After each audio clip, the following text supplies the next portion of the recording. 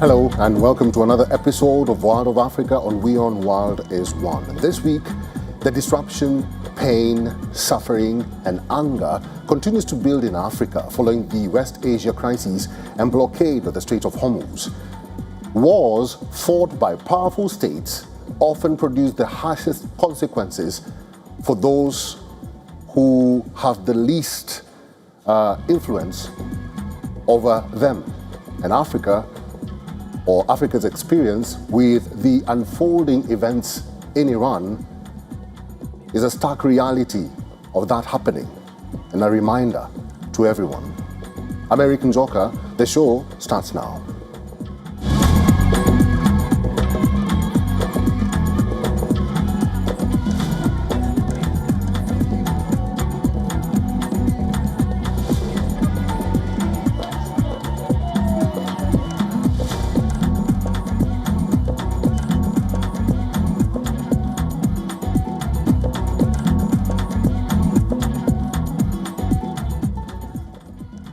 For African economies, many of which rely heavily on imported fuel, this shock has been severe. Rising oil prices quickly translate into higher transport costs, increased food prices, and broader inflation. Analysts warn that surging energy costs could destabilize currencies and deepen the cost of living crisis across multiple African countries. Here is our cover report that explains what's happening in the continent.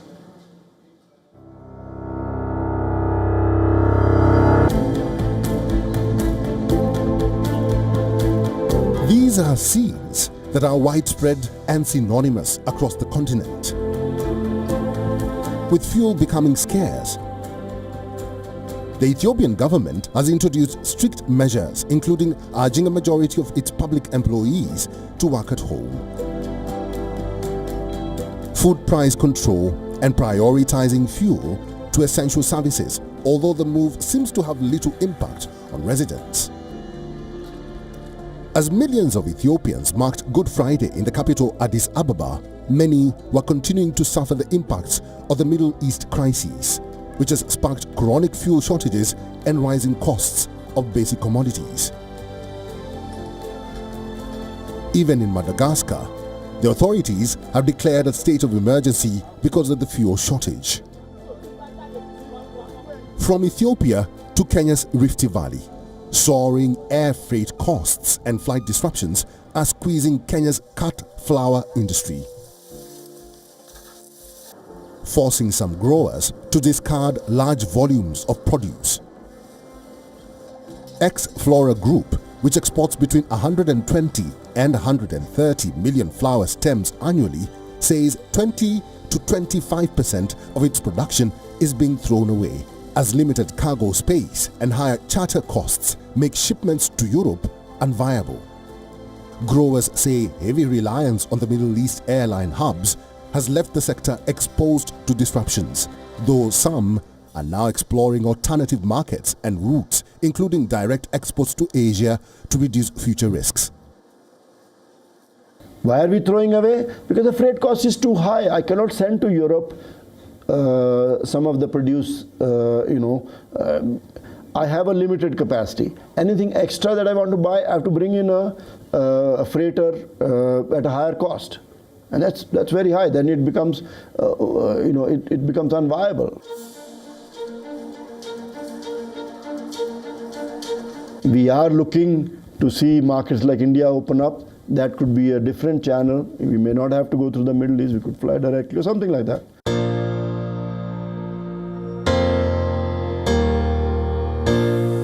Well, the Senegalese Prime Minister Ousmane Sonko summed up where the real problem lies and who is to blame for the whole conundrum.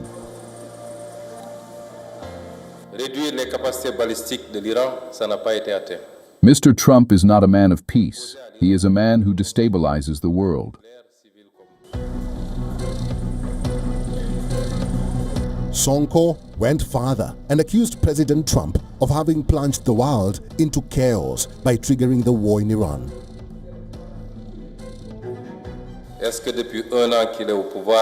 In the year he has been in power at the head of the superpower that is the United States, has the world become safer, Has the world become more stable? Is the world at peace? And if the answer is no, what is his exclusive responsibility for this destabilization of the world, which apparently has become dangerous for everyone, including himself?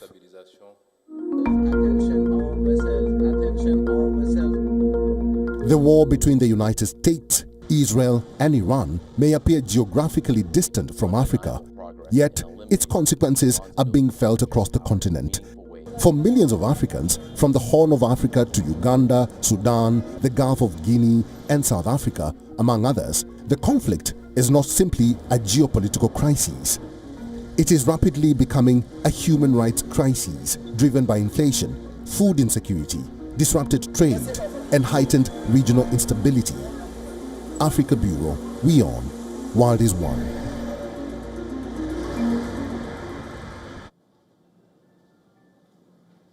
Nigeria has convicted nearly 400 Islamist militants following mass trials held this week in the capital Abuja.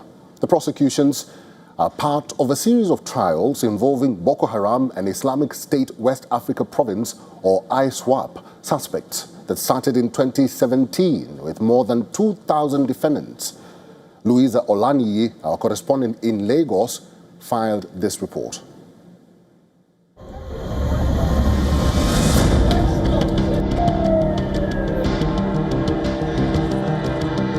Nearly 400 people have been sentenced in Nigeria for links with militant Islamic groups following mass trials.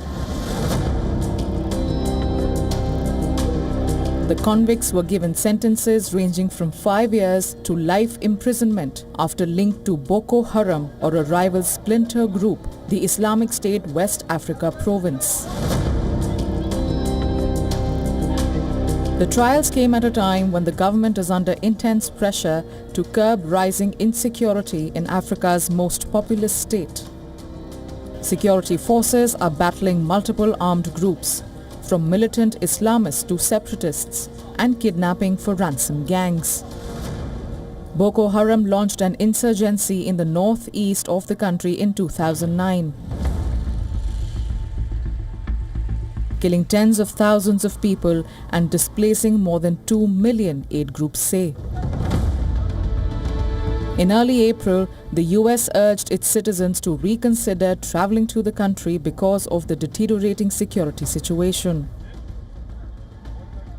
JAS is strong, maybe not majorly as strong as the Islamic State, by which the Nigerian military is heavily focused on, but they're actually strong in their own right for them to move away from only soft targets that they have been known for, which caused the split between the Islamic State West Africa Province and JAS in 2016, to be so formidable that they could not only attack hard targets, just like the Nigerian army bases, they could also attack soft targets in a city which many people thought to be safe enough for the Nigerian military to push the insurgents out. More than 500 suspects were put on trial in the Federal High Court in the capital Abuja on charges of either taking part in attacks or supporting the militants through funding, supplying arms or giving logistical support. On April 10th, judges convicted 386 of them, while 2 were acquitted, 8 were discharged, and the cases of 112 suspects were adjourned. 5 of the accused had pleaded guilty at the start of the trial to charges that included selling livestock, supplying food and information to the militant groups. The US had carried out airstrikes in northern Sokoto state on Christmas Day to target a militant Islamist group known as Lakurava, after President Donald Trump alleged that Christians were being persecuted in Nigeria. The government denied Trump's claim, saying that people of all faiths and no faith were victims of violence. Nigeria has secured the conviction of 386 Islamist militants in one of its largest coordinated terrorism trials, a move praised by the United States as a step toward justice and accountability. Authorities also released a list of 48 suspects linked to terrorism financing, signaling a broader crackdown on extremist networks. The government says the mass trials aim to clear long-standing cases and strengthen enforcement.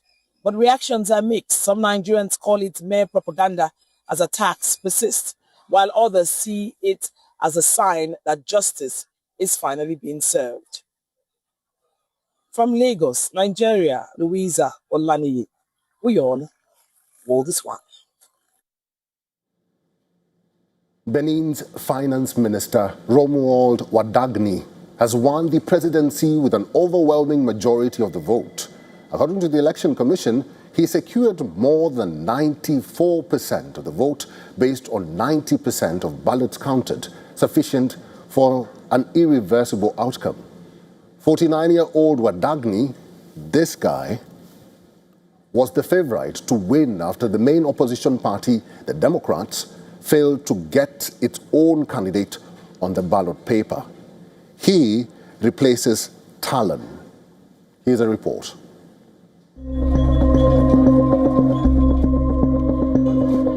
Benin Finance Minister Romuald Wadagni is expected to make the leap from behind-the-scenes technocrat to head of state when he runs as the strong favorite in a presidential election clouded by jihad's attacks in the north. The 49-year-old former Deloitte executive has spent the past decade implementing the economic agenda of outgoing President Patrice Talon, who is barred by constitutional term limits from running again.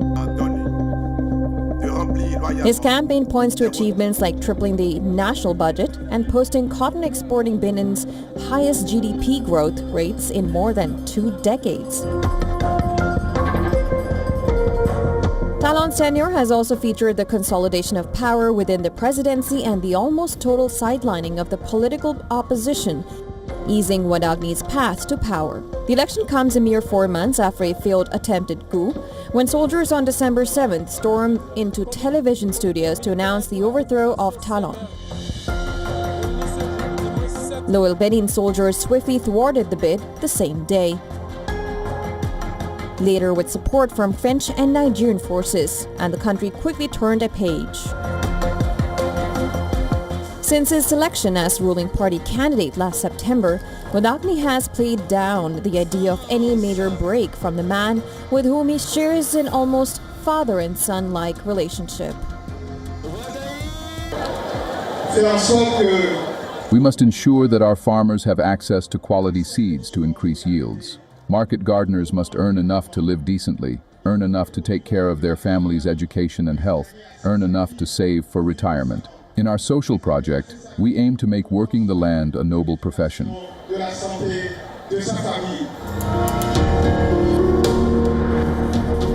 Paul Hunkpe of the Kauri Forces for an Emerging Benin party is the sole challenger to the ruling coalition in Benin's presidential election.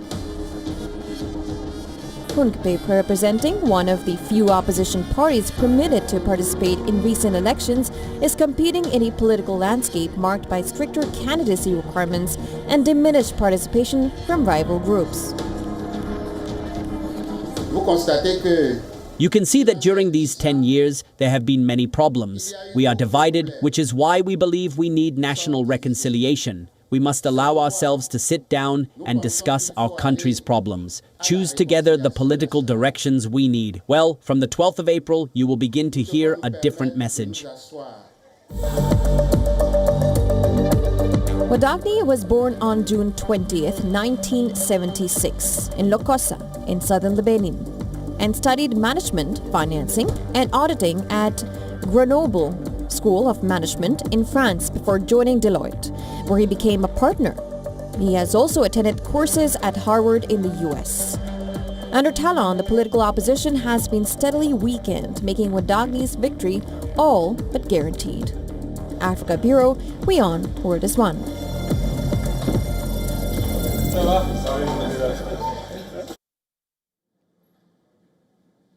Anglophone separatists in Cameroon have announced a period of safe travel passage and halted fighting ahead of Pope Leo's visit to the conflict-hit region this week. Leaders of several armed and secessionist groups say the 3-day measure was in recognition of the profound spiritual importance of the papal visit, and the need to safeguard civilian life. The pontiff is currently on his 11-day tour of the continent, in which he will visit Algeria, Cameroon, Angola, and Equatorial Guinea. Here's a report.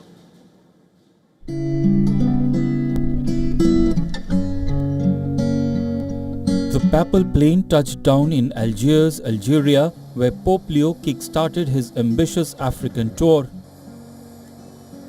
And just as he was en route to the continent, the pontiff was fighting jibes from US President Donald Trump, who said was not a big fan of the Pope. I have no fear on neither the Trump administration nor speaking out loudly about the message of the gospel. And that's what I believe.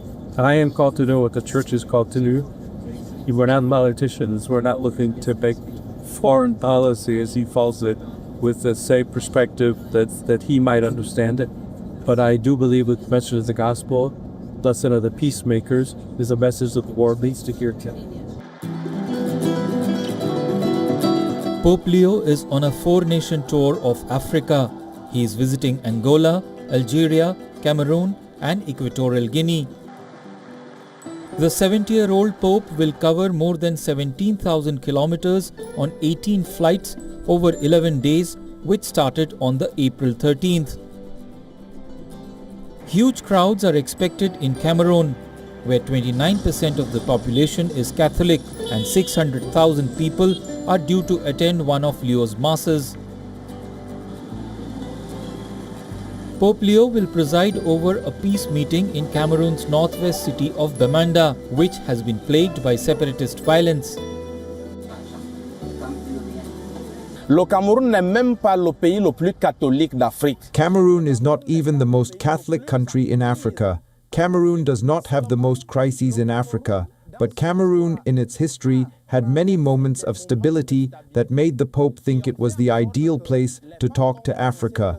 If we want to talk to Africa about peace, if we want to talk to Africa about development, we can do it from Cameroon. De développement à l'Afrique, on peut le faire à partir du Cameroun. Equatorial Guinea will welcome the pontiff from April 21st to 23rd. A country with one of Africa's highest proportions of Catholics at nearly 75%. In the capital of Malabo, some citizens say they think it will bring more attention to the country, which is rarely in the international spotlight. The last time a pope visited Equatorial Guinea was in 1982, when Pope John Paul II visited the country as part of a tour of West and Central Africa. Well, my impression as a young woman from Equatorial Guinea is that it's very important for us because they say that in 1982, John Paul II came. We couldn't experience it then, but this time we're going to be able to experience it. We're going to be able to feel it. In the Angolan capital of Luanda, one church youth leader said young people are anxious to see the Pope. Because we don't always get to see the Pope that easily, and we always have to go from here, from Angola, to another country, to be able to see him. So we're anxious and hopeful that he's coming to Africa for us, so that way we can make it. Pope Leo will deliver speeches and homilies in French, Spanish, Portuguese and English in a part of the world that is crucial for the continued growth of the Catholic Church, but poses unique challenges as well.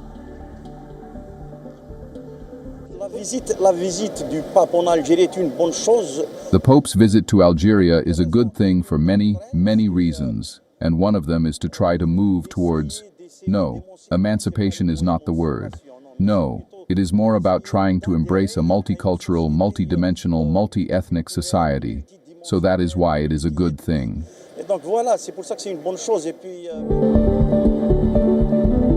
Before Pope Leo, Pope Francis was the most recent pontiff to travel extensively across Africa, traveling to the continent 5 times between 2015 and 2023. In 2015, he traveled to the Central African Republic amid a 2-year sectarian conflict, becoming the first pope to visit an active war zone despite strong advice from Vatican officials not to go. Africa Bureau, WION World is One.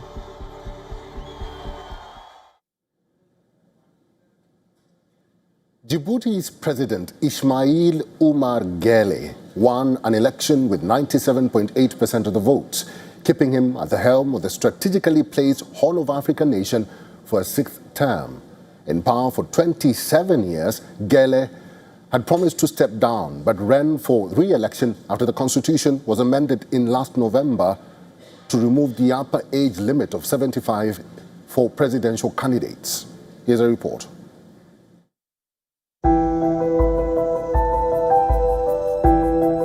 Just over 256,000 people were eligible to choose in the election between Guelleh and Mohamed Farah Samatar, a former member of the ruling party and head of the Unified Democratic Centre, which has no seats in parliament.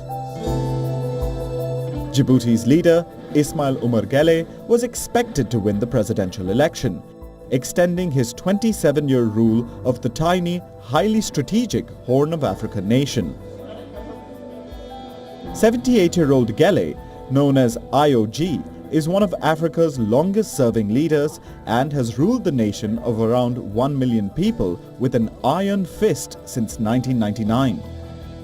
He has turned the arid former French colony into an international military and maritime hub for both the United States and China.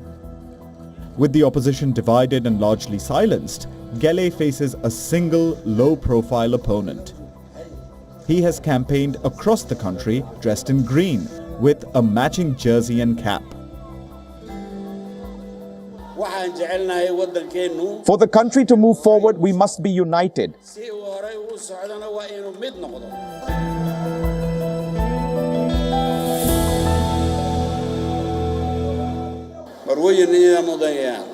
All of you, regardless of your party or organization, the essential thing is that we are Djiboutians, brothers and sisters, united, united. In a volatile region, Guelleh casts himself as the guarantor of stability in a nation nestled between old foes Ethiopia and Eritrea. To its south lies Somaliland, a self-proclaimed republic with a deep water port and airfield whose unilateral independence from Somalia is recognized only by Israel. The United Arab Emirates, which Djibouti accuses of destabilizing the Horn of Africa, is thought by numerous experts to have been behind Israel's recognition of Somaliland. It has denied that. We have other countries, Ethiopia, Somalia, there's war. But in our country, there is unity. I love our president. He's called IOG, IOG, long live IOG, long live IOG, long live IOG, up to an 11th term. The country's stability has drawn foreign military powers to establish bases there. France's biggest military base in Africa, counting some 1,500 soldiers, is in Djibouti, while China, Japan and Italy have troops in the country too.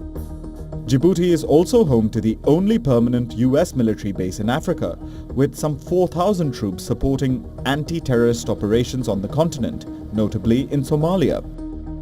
Djibouti has a unique location between Africa and the Arabian Peninsula. It is situated at the mouth of the key Bab al-Mandab Strait, a narrow waterway between the Red Sea and the Gulf of Aden, and one of the world's busiest shipping routes. Without agriculture to rely on, Djibouti depends on its ports for 70% of its gross domestic product, and it's Ethiopia's main maritime outlet. Africa Bureau, WION, World is One.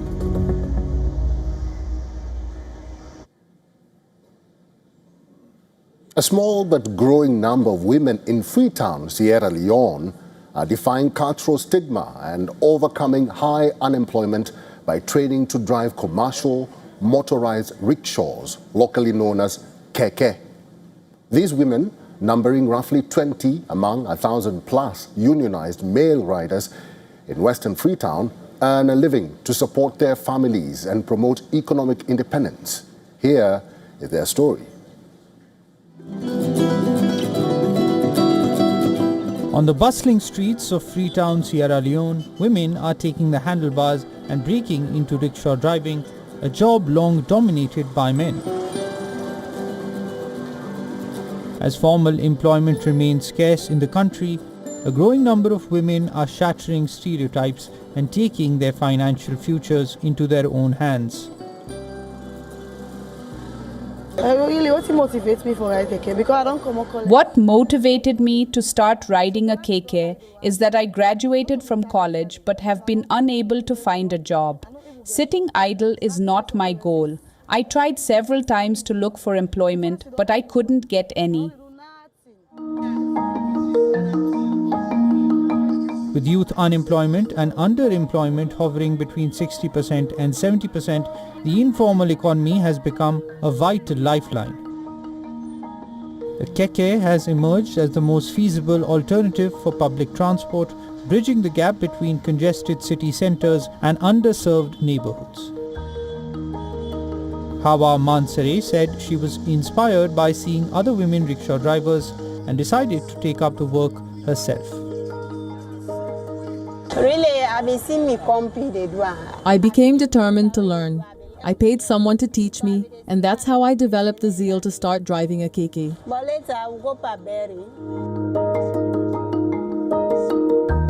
Marfo Mariama Samai, a women and youth advocate at Plan International, said women are an active part of the country's labour market, but they often work in marketplaces that have very little earning potential even compared to rickshaw driving, like petty trading.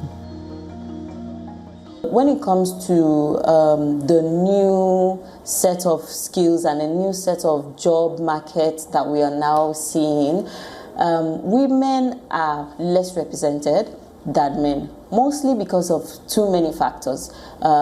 Factors around societal expectations, where society see women as people that are inadequate sometimes, or people that are not supposed to do certain type of jobs. They are supposed to be more caring, nurturing, childbearing people. The country's labour ministry puts women's participation in the formal labour market at less than 30%, with women earning only a fraction of what men earn.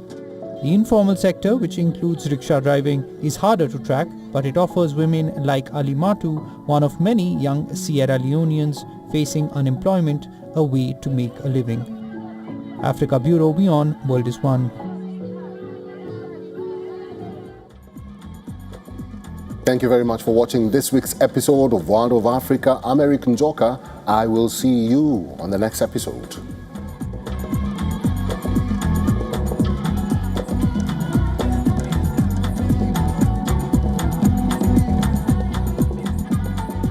WION Health Resort is unique, the only one of its kind.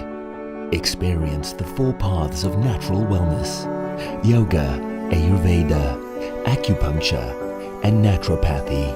Each uniquely customized program improves the whole person to make every person whole. Come to WION Health Resort. Make your reservation at WION.com.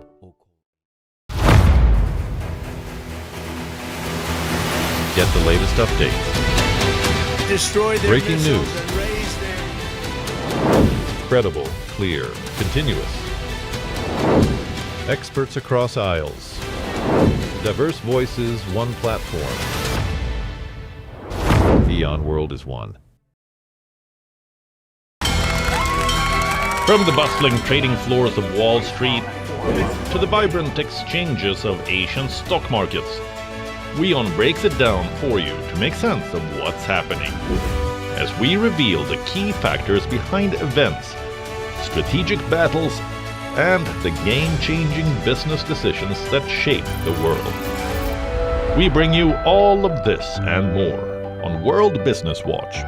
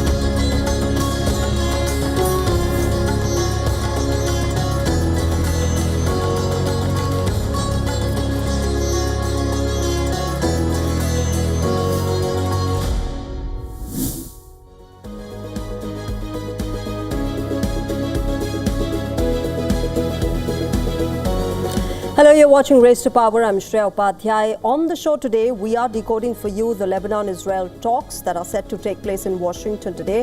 While Hezbollah has rejected these negotiations, remember, Prime Minister Netanyahu continues to seek disarmament of the militant group. We're asking what would be the outcome of these talks if and when they happen.